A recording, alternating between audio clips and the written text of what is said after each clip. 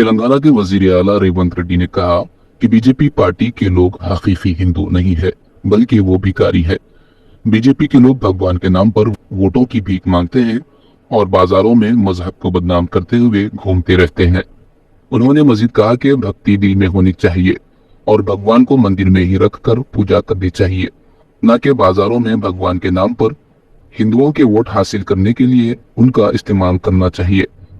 దేవుడు గుడిలో ఉండాలి, భక్తి గుండెల్లో ఉండాలి. వాడే అసలైన హిందువు తప్ప బజార్లో పోతే దేవుడి బొమ్మ పెట్టి ఓట్లు అడుక్కునేటోడు బిచ్చపాడైతాడు తప్ప భక్తుడు ఎట్లయితాడు. బస్ స్టాండ్ల ముందు అప్పుడప్పుడు మనం చూస్తాం, పెద్ద స్తంభాలను పెట్టుకొని అయ్యప్ప బొమ్మ పెట్టుకొని, అయ్యా నా కాళ్ళు లేవు, నా చేతులు లేవు, నా కన్ను లేవు, దేవుణ్ణి చూసి బిచ్చమయ్యి నేను బతుకుతా అని. అట్లనే ఇవాళ బీజేపీ వాళ్ళు బొచ్చల ఓట్లు అడుగుతున్నారు.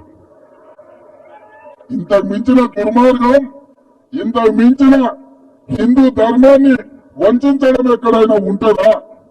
అందుకే మిత్రులారా, ఇవాళ మన ధర్మాన్ని కాపాడుకోవాలి, మన రైతులను ఆదుకోవాలి, మన పసుపు బొడు తెచ్చుకోవాలి, మన చక్కెర పరిశ్రమ తెరుచుకోవాలి అంటే పెద్దలు జీవనాన్ని గెలవాలి.